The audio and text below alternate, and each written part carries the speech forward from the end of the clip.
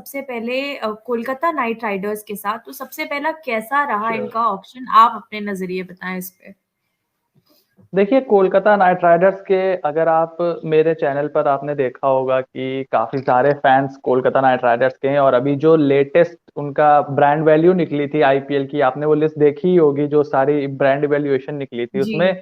Second number पे थी KKR after Mumbai Indians. मतलब the Shahrukh Khan brand is still intact, लेकिन उस हिसाब से मेरा अभी भी मानना है कि इस टीम में कुछ ऐसे बड़े गैप्स अभी भी हैं। मतलब लास्ट ईयर्स भी वही गैप्स थे, अभी भी वही गैप हैं, और कुछ गैप्स जो लास्ट ईयर इनके थे उसको इन्होंने जो मिनी ऑक्शन था उससे पहले ही भर लिया था।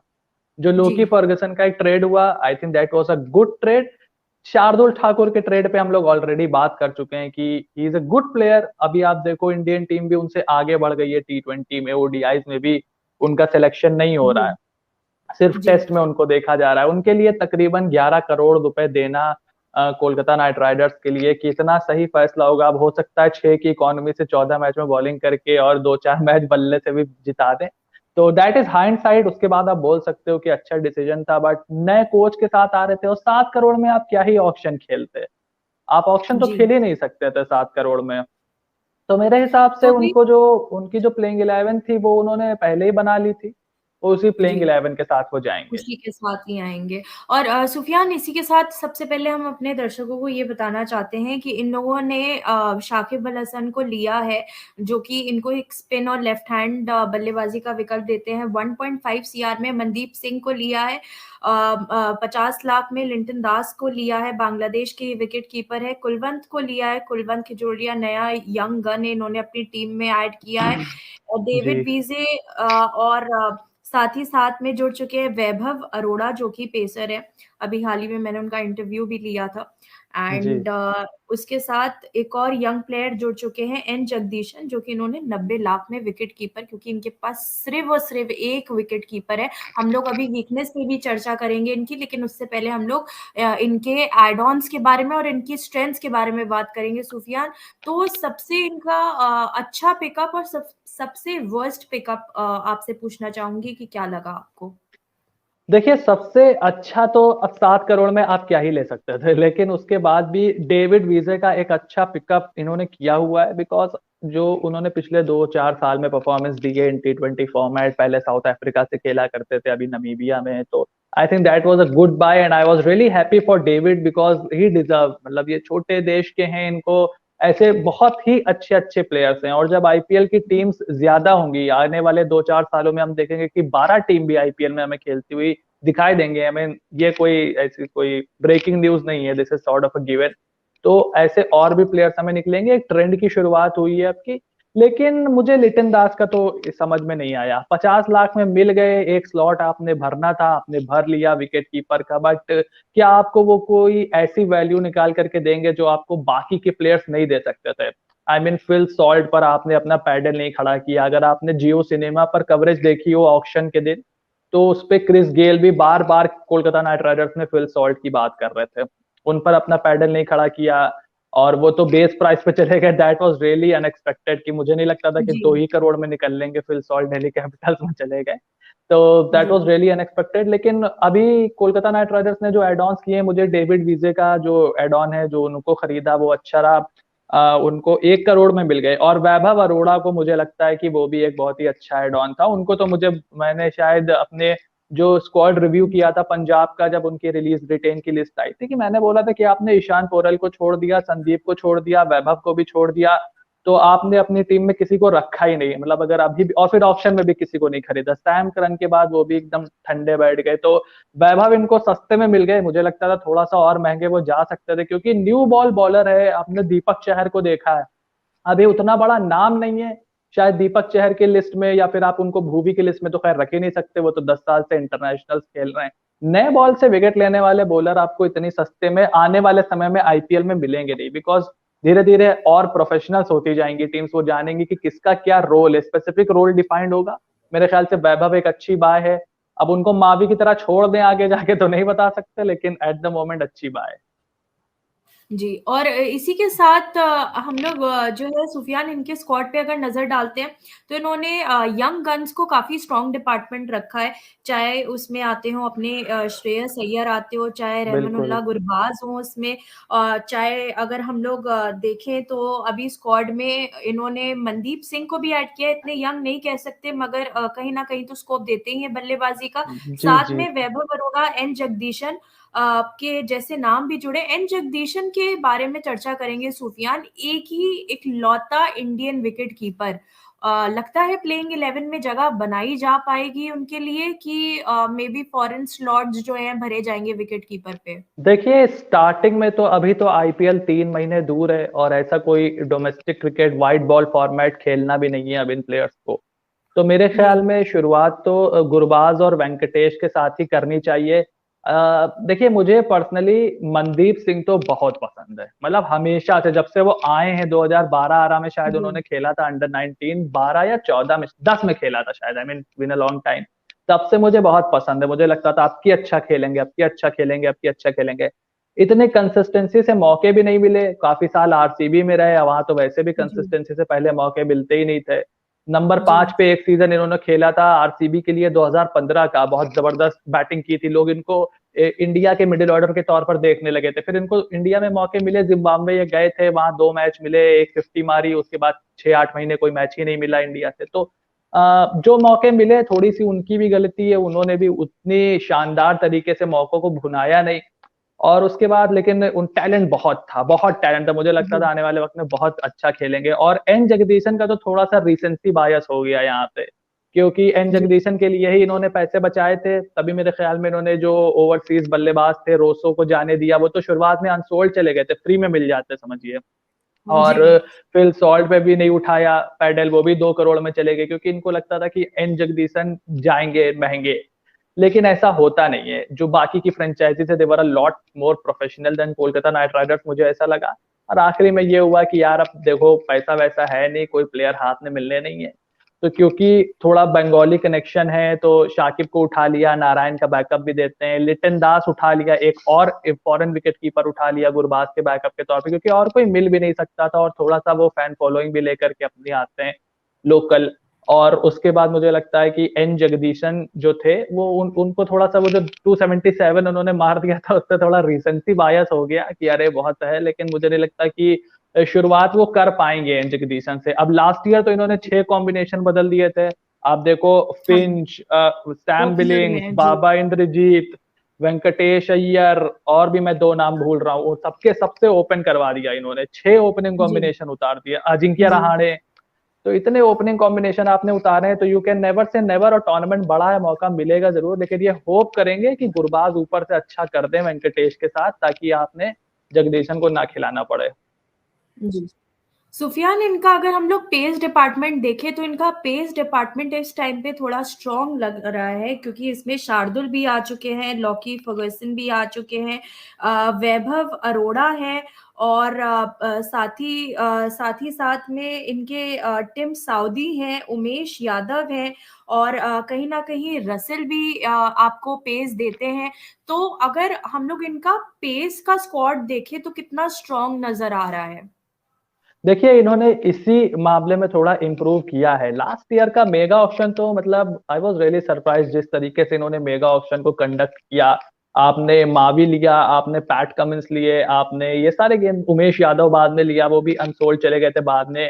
स्लॉट भरने के लिए उनको लेना पड़ा था और फिर स्क्वाड की इस तरीके से स्क्वाड ही बन गया था कि उनको खिलाना पड़ा एंड ही डिड जी, वेल बिकॉज़ वो बहुत मेहनती जी, क्रिकेटर हैं उमेश यादव। तो उमेश यादव के बैकअप के तौर पर तो वैभव अरोड़ा हैं आपके पास। लोकी फर्गसन का जो एडिशन हुआ था that was very good addition, क्योंकि बैक ऑफ लेंथ पेस चाहिए आपको। आप एक जी, टी20 फॉर्मेट में बिना बैक ऑफ लेंथ पेस के नहीं खेल सकते, जो कि अच्छा टप्पे पे गेंद करके थोड़ा सा चेस्ट की तरफ गेंद को लेकर के आए। पैट कमिंस थे आपके पास but he has, Lockie Ferguson की हाँ, क्वालिटी थोड़ी सी ज्यादा है इन टी20 क्रिकेट पैट कमिंस से। टेस्ट क्रिकेट में पैट जी, कमिंस इज माइल्स अहेड, उनका टेस्ट में बुमराह से कंपैरिजन होता है, but in this format Lockie Ferguson is good.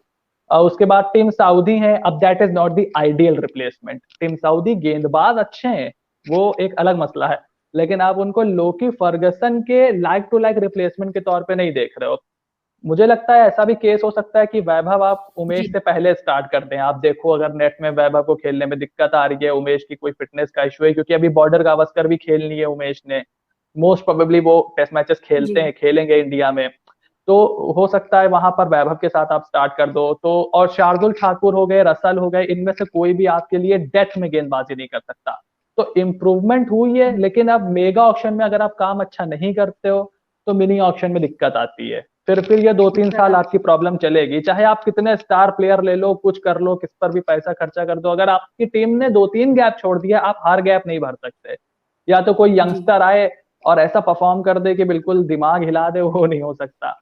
तो अगर आप जी, लोकी फर्गसन को देखो तो उनका इकोनॉमी पिछले साल 8.9 का था, शार्दुल ठाकुर का 10 का था तकरीबन, आंद्रे रसल का 9.9 समथिंग का था। तो डेथ ओवर की परेशानी होगी, बट हाँ ने पेस बॉलिंग को इम्प्रूव जरूर किया है।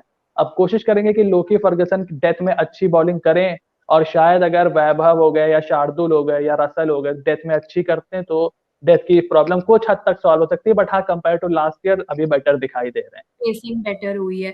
तो ये रहे स्ट्रेंथ्स केकेआर के, कि उन्होंने अपनी पेस अटैक पहले के कंपैरेटिवली काफी स्ट्रॉन्ग किया है और काफी पुख्ता किया है। साथ में इंडियन नाम काफी अच्छे अच्छे जोड़ लिए हैं।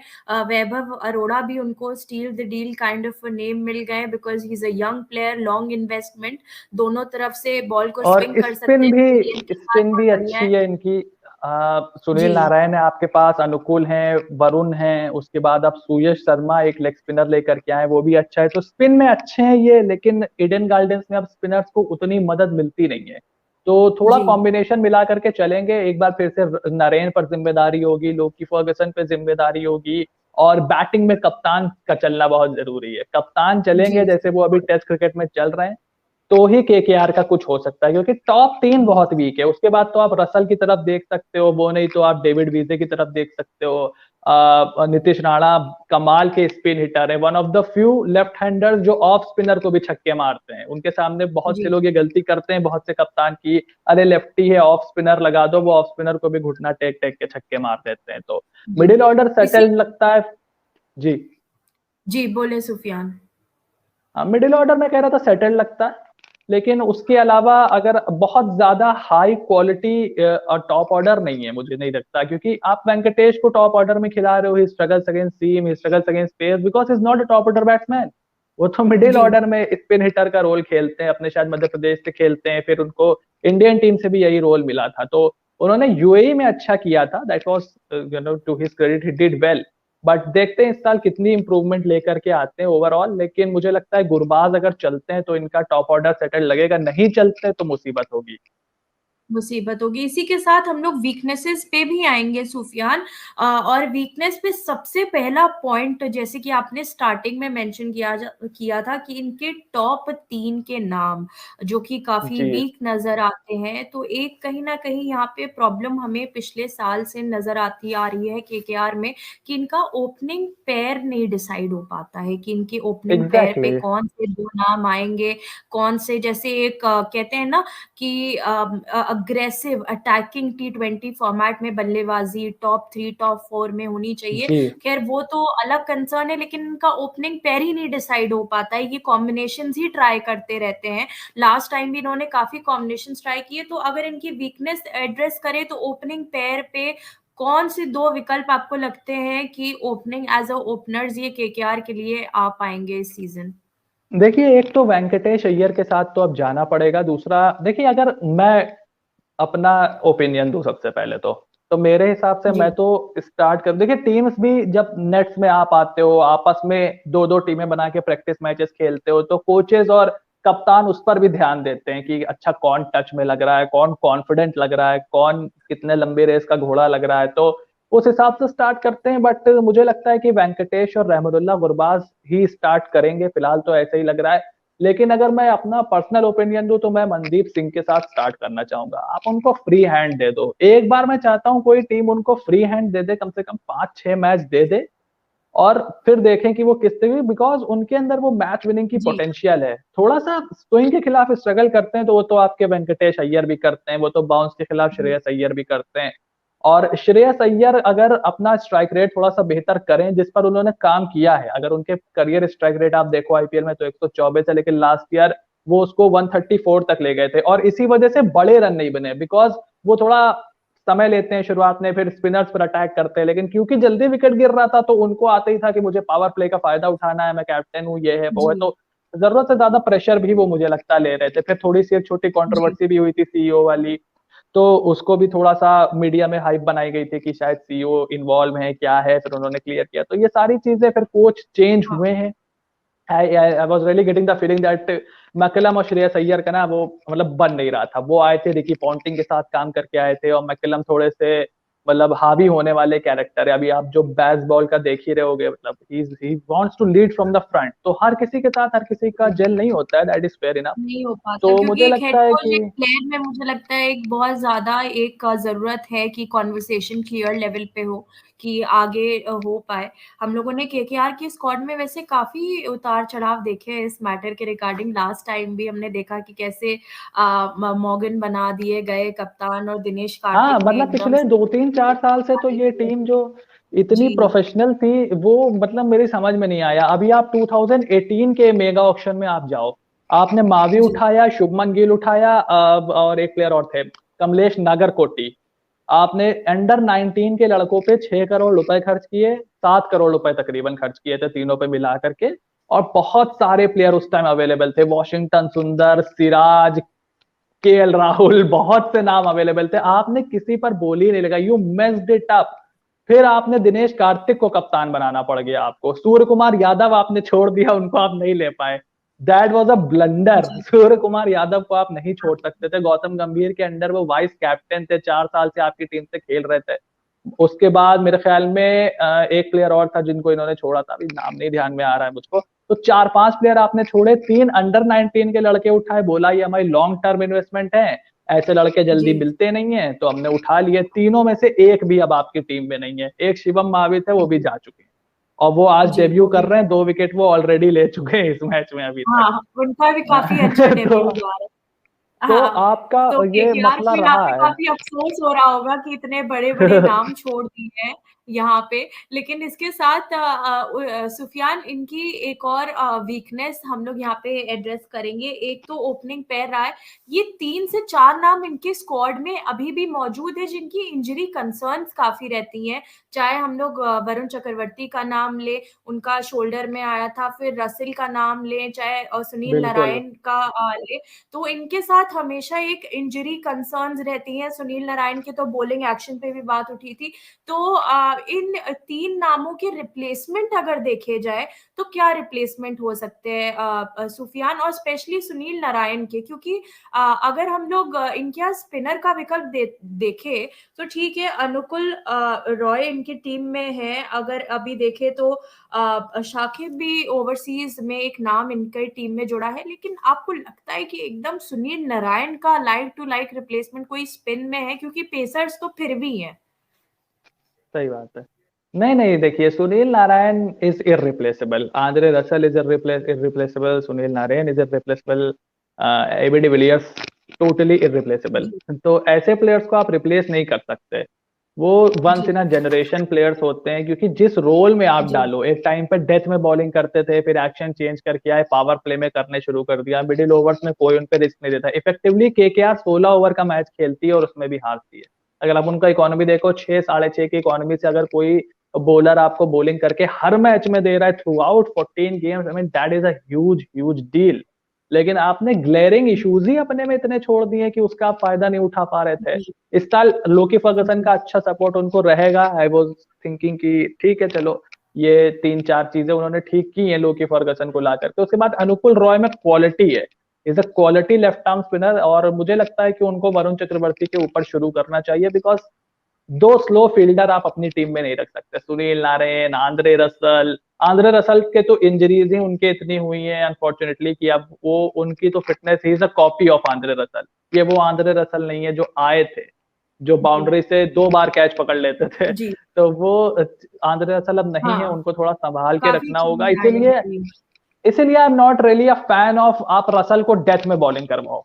ये मतलब आप जबरदस्ती बोझ हाँ, डाल रहे हो उन पे। जो प्लेयर की स्ट्रेंथ है आप उस पे उनको खिलाओ ना, आप उनको नंबर 5 पे बैटिंग कराओ, बोलो जाके मुझे मैच जिताओ, 12वें ओवर में उनको भेज दो। और उसके बाद आप उनसे मिडिल ओवर में बैक ऑफ लेंथ वो गेंद करते हैं, पेस भी उनकी कम होती जा रही है, जबरदस्ती आप उनसे जान लगवाते हो, रसल टूट गए आपकी टीम टूट जाएगी। और वैसे भी ही हैज पास्ट जी, his prime now, let's be honest. ये अब आप 10 साल 2014 15 16 वाला आंद्रे रसल अब नहीं है, दैट इज मतलब जी, वक्त के साथ साथ तो ये होना ही था। तो उसका भी जी, आपने डेविड वीजे को रिप्लेसमेंट लिया है, but he is also not Andre Russell. He is good, he is very good, but he is not Andre Russell. तो ये जी, दो चार वीकनेस जी, तो है ही फिटनेस की। 3 स्लो फील्डर आप लेकर के उतरते हो, चक्रवर्ती होते हैं, नरेन उसमें होते हैं, उसमें आंद्रे रसल को भी आप बाउंड्री पे फील्डिंग ना ही करवाओ तो बेटर होता है। और तो ये छोटी छोटी का, ये तो खैर बड़ी ही चीज है केकेआर के लिए। स्पिनर्स में सूर्य शर्मा एक लेग स्पिनर को ये लेकर के आए हैं, देखना होगा वो कैसा करते हैं जब भी उनको मौका मिलता है। जी, बाकी रसल का वो नरेन का रिप्लेसमेंट तो शाकिब अल हसन के तौर पर ही आपको देखना पड़ेगा, और कोई ऑप्शन आपके पास है नहीं, क्योंकि आप थोड़ी बहुत बैटिंग भी उनसे एक्सपेक्ट करते हो तो वो आप शाकिब से हाँ, भी एक्सपेक्ट करोगे। तो हुँ। और कोई आपके पास ऑप्शन नहीं है यहाँ पे। तो इसी के साथ सुफियान, हम लोगों ने स्ट्रेंथ्स डिस्कस करी, वीकनेस में हम लोगों ने ओपनिंग पेयर का कहा कि ओपनिंग पेयर काफी अनस्टेबल नजर आ रहा है। यस। सुनील नारायण का कोई रिप्लेसमेंट नहीं है लाइक टू लाइक, और रसल की भी इंजरी कंसर्न्स है, वरुण चक्रवर्ती की भी इंजरी कंसर्न्स है, साथ में शाकिब अल हसन का और लिंटन दास का ये जो दौर है ये कितने टाइम के लिए अवेलेबल होंगे, एक ये भी क्वेश्चन, एक सवाल उठता है कि ये जी। सारे मैचेस के लिए कि नहीं। इसी को सारे पॉइंट्स को नजर रखते हुए मैंने अपनी प्लेइंग 11 सुफियान बनाई है, और मैं आपकी भी जी। प्लेइंग 11 पूछूंगी इसी के साथ। जी। मेरी प्लेइंग 11 में आते हैं रहमानुल्लाह गुरबाज, जो कि सबसे पहले ओवरसीज नाम मैंने अपनी टीम में लिया है। ये विकेट कीपिंग और राइट हैंड का ऑप्शन देते हैं। फिर नितिश राणा आते हैं राइट और लेफ्ट के कॉम्बिनेशन में। अच्छा, जो मैं ये बोल रही हूँ वो पोजीशंस के अकॉर्डिंग नहीं बोल रही है, सिर्फ प्लेइंग जी। 11 है मेरे। तो जी, ओके फिर ओके। ये ऊपर नीचे ऑफ कोर्स हो सकते हैं। हाँ, तो उसमें आते हैं, पहले 4 ओवरसीज डिस्कस करते हैं। मेरे 4 ओवरसीज हैं Rahmanullah Gurbaz, Russell, Lockie Ferguson और सुनील नारायण। ये 4 मेरे ओवरसीज नाम हैं। इसी के साथ जी। स्क्वाड में मेरे जुड़े हैं Nitish Rana, Shreyas Iyer, Venkatesh, Mandeep Singh, Rinku Singh, Russell, Lockie, Varun Chakravarthy, Sunil Narine and Umesh Yadav.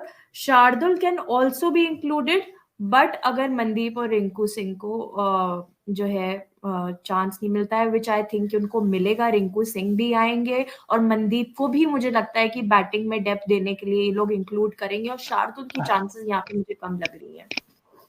देखिए शार्दुल मेरे हिसाब से तो अगर स्टार्टिंग प्लेइंग 11 में वो खेलते हैं तो मेरे ख्याल से वो तो खेलेंगे, बिकॉज आपने 11 करोड़ रुपए उनको दिए हैं। तो फिर तो बहुत क्रिटिसिज्म होगा अगर आपने उनको प्लेइंग 11 में नहीं जी, खिलाया, अनटिल अनलेस कोई बहुत खराब फॉर्म का इशू हो।